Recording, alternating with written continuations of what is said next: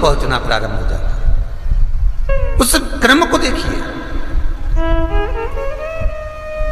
भगवान शंकर पर विश्वास रखकर एक एक पल, एक एक घड़ी, एक एक समय, एक एक नक्षत्र का शिव महापुराण में वर्णन है।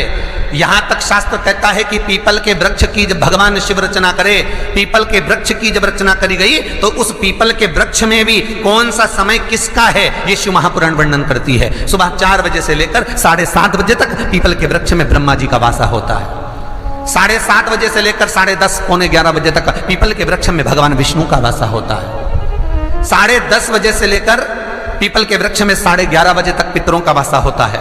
11:30 बजे से लेकर 12:30 बजे तक पीपल के वृक्ष में आहूतों का वासा होता है। 12:30 बजे से लेकर शाम को 4 बजे तक पीपल के वृक्ष में वासुकों का वासा होता है।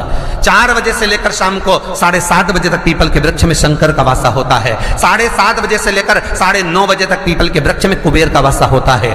9:30 बजे से लेकर फिर कुबेर के वृक्ष में अन्य देवों का वासा चालू हो जाता है। इसलिए हमारा हिंदू धर्म कहता है, हमारे शास्त्र कहते हैं कि पीपल के वृक्ष को जब पूजा जाता है, पीपल के वृक्ष की जब पूजन करी जाती है तो सुबह 10:30, 11, ज्यादा से ज्यादा 11:30, ज्यादा से ज्यादा 12, उसके पहले पीपल के वृक्ष की पूजन कर लेना चाहिए। रात को कुबेर का वासा होता है, इसलिए पीपल के वृक्ष में दीपावली के दिन रात्रि को 8:30 बजे से लेकर 9:30 बजे के बीच में जो पीपल के वृक्ष के नीचे घी का दिया लगाता है उसके घर में कभी संपदा की कमी नहीं आती है, क्योंकि कुबेर स्वयं विराजमान होता है पीपल के वृक्ष के नीचे। क्यों? क्योंकि 11:30 बजे से लेकर 12:30 बजे तक पीपल के वृक्ष में पितरों का वासा रहता है, आहूतों का वासा रहता है, फिर वासुकों का वासा आता है। पितृ किसको कहते हैं?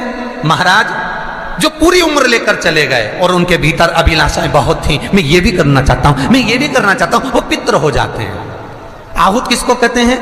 जिस माता के गर्भ में बच्चा जन्म ले और मर जाए, या 6 महीने का गर्भ धारण करने के बाद अवर्षण हो जाए, जीव पड़ने के बाद 6 महीने के बाद अगर बच्चा गर्भ में भी शांत हो जाता है, कुंवारी अवस्था में शांत हो जाता है, जिसका विवाह नहीं हुआ ऐसा बच्चा जब शांत हो जाता है, अधोगति में कोई मर जाता है, सुसाइड कर एक्सीडेंट में किसी भी रूप में मर जाता है तो वो आहूत कहलाता है और पहुंचना प्रारंभ हो जाता है। उस क्रम को देखिए,